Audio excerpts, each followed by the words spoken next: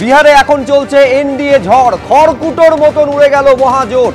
মোদী নীতিশ ঝড়ে 243টি আসনের মধ্যে 193টিতে এগিয়ে রয়েছে এনডিএ।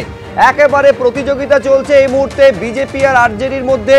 এগিয়ে সংখ্যাগরিষ্ঠ হিসেবে কে থাকবে, একক সংখ্যাগরিষ্ঠ হিসেবে, কিন্তু এই মুহূর্তে যা ট্রেন্ড, নিঃসন্দেহে ঝড় বইছে, সেটা হচ্ছে এনডিএর ঝড়। এনডিএ ঝড়ে কার্যত খড়কুটোর মতন মহাজোট উড়ে যাচ্ছে। একদিকে যখন এনডিএর আসন সংখ্যা এগিয়ে থাকা নিরিখে বাড়ছে, অন্যদিকে এগিয়ে থাকা নিরিখে মহাজোটের কিন্তু আসন সংখ্যা ক্রমশ কমছে বলে মনে হচ্ছে। পাশাপাশি আপনাদের সামনে রেখেছি 243টির মধ্যে যেখানে 122 হচ্ছে ম্যাজিক ফিগার থেকে বহু দূরে চলে গিয়েছে এনডিএ। 193টি ডাবল ডিজিট হওয়া কি তাহলে শুধু সময়ের অপেক্ষা? 193টি আসনে একেবারে 200 হওয়া কি সময়ের অপেক্ষা? প্রশ্ন হচ্ছে এইখানে। 193টি আসনে এগিয়ে রয়েছে এই মুহূর্তে এনডিএ জোট। 47টি আসনে মহাজোট এগিয়ে রয়েছে, অন্যান্যরা এগিয়ে রয়েছে 3টি আসনে। আমি এবারে ব্রেকআপটা পরপর আপনাদের সামনে রাখি।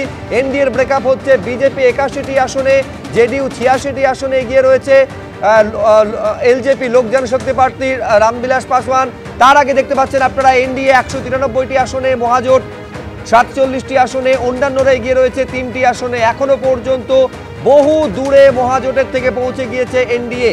একেবারে কার্যত হেলায় হারানো যাকে বলে ট্রেন্ড শেষ পর্যন্ত সত্যি হলে এইটাই হতে চলেছে ফলাফল।